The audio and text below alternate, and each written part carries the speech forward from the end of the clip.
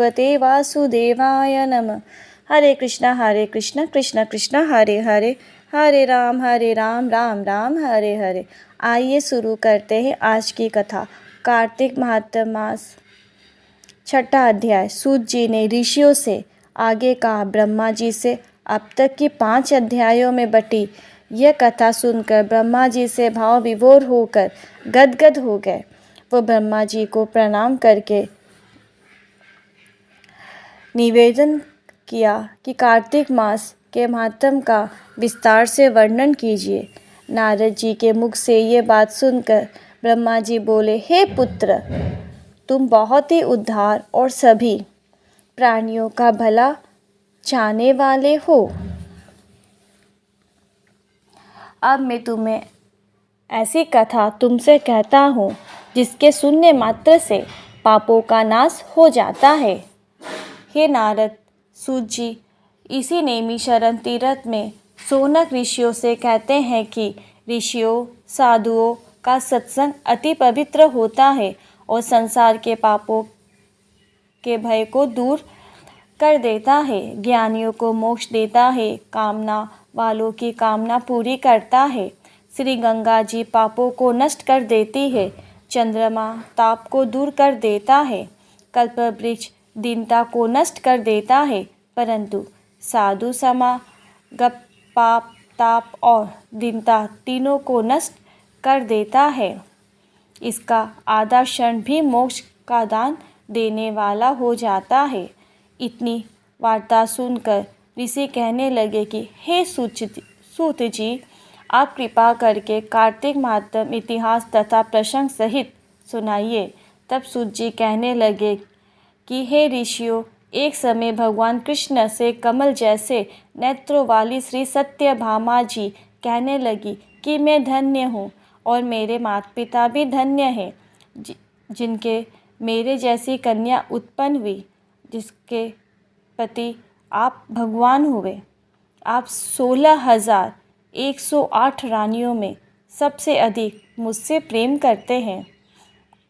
जिस कल्पवृक्ष की पृथ्वी के लोग बात तक नहीं जानते हैं, वो मेरे आंगन में लगा हुआ है। अतः आपसे एक बात पूछना चाहती हूँ। आशा है मेरे हित के लिए आप वह बात अवश्य बताने की कृपा करेंगे। इतनी बात सुनकर कृष्ण जी सत्यभामा का हाथ पकड़कर कल्पवृक्ष के नीचे ले गए और कहने लगे कि हे सत्यभामा, सब रानियों में तुम मुझको सबसे अधिक प्रिय हो। तुम्हारे स्नेहवश मैंने इंद्र से विरोध करके ये कल्पवृक्ष स्वर्ग से लाकर तुम्हारे आंगन में लगाया है। मैं तुम्हारे लिए अदय भी दे सकता हूँ, अक्षय भी कर सकता हूँ। अब तुम मुझसे यदि गुप्त से गुप्त बात पूछोगी तो भी मैं तुम्हें बतलाऊँगा। सत्यभामा कहने लगी कि हे स्वामी, पहले जन्म में मैंने ऐसा कौन सा पुण्य का कर्म किया था जिससे मैं आपके पहले जन्म में मैंने आपकी अर्धांगिनी बनी और गरुड़ पर बैठकर आपके साथ इंद्र आदि लोकों में भी जा सकती हूँ। पहले जन्म में मैं कौन थी, किसकी कन्या थी, और विस्तार पूर्वक बताने की कृपा करें। भगवान श्री कृष्ण कहने लगे कि हे सत्यभामे, तुम ध्यानपूर्वक सुनो, मैं सब विस्तार से बताता हूँ। पहले सतयुग के अंतर में मायापुर के अत्रि कुल में वेद तथा शास्त्रों को जानने वाला देव शर्मा नाम का एक ब्राह्मण रहता था। वह सूर्य का भक्त था तथा दिन रात अतिथियों की सेवा किया करता था। उसके कोई पुत्र नहीं था, परंतु बड़ी आयु में उसे एक कन्या उत्पन्न हुई जिसका नाम गुणवंती था।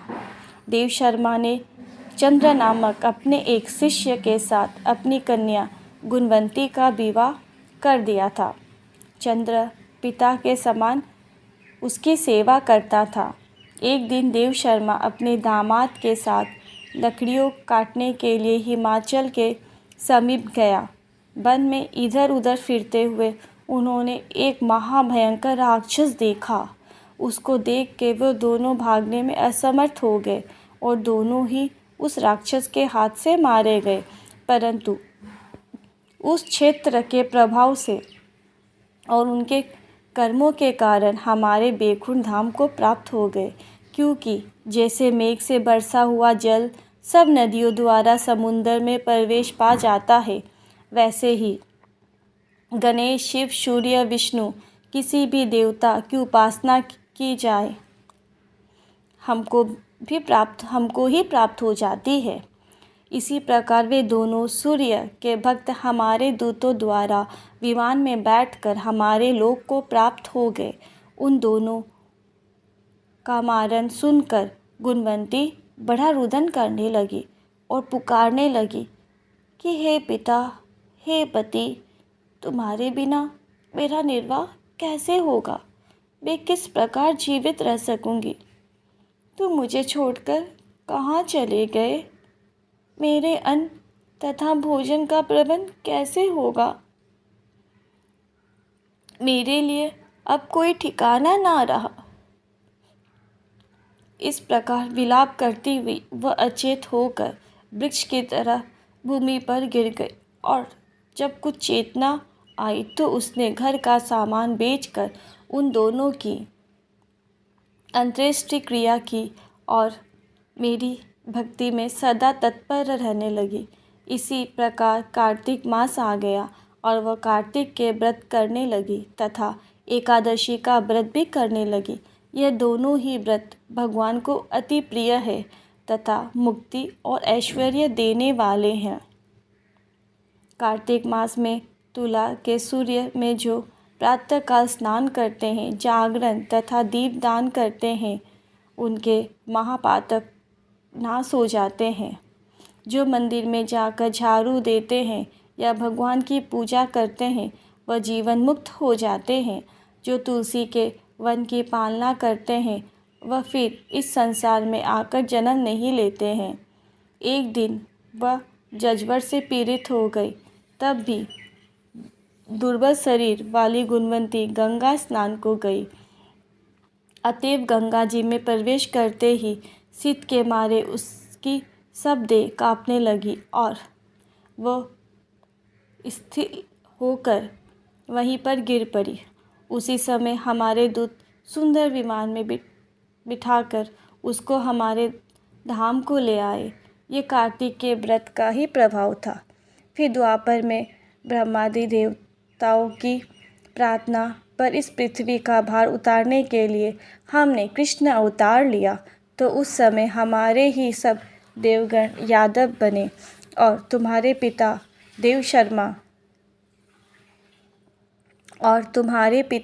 देव शर्मा सत्राजित हुआ, चंद्र शर्मा अंकुर हुए और तुम गुणवंती सत्यभामा हुई।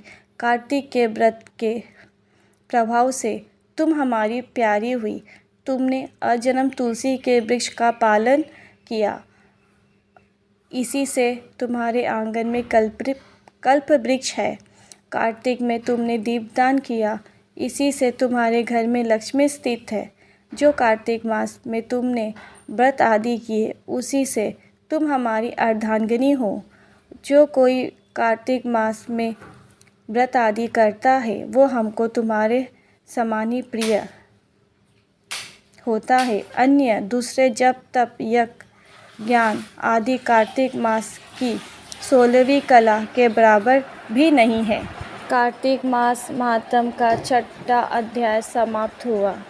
इसी और अधिक जानकारी कथाओं को जानने के लिए आप अपने चैनल ऑलवेज सूची को लाइक, शेयर एंड सब्सक्राइब करें। ओम नमो भगवते वासुदेवाय नमः। हरे कृष्णा कृष्ण कृष्ण हरे हरे, हरे राम राम राम हरे हरे।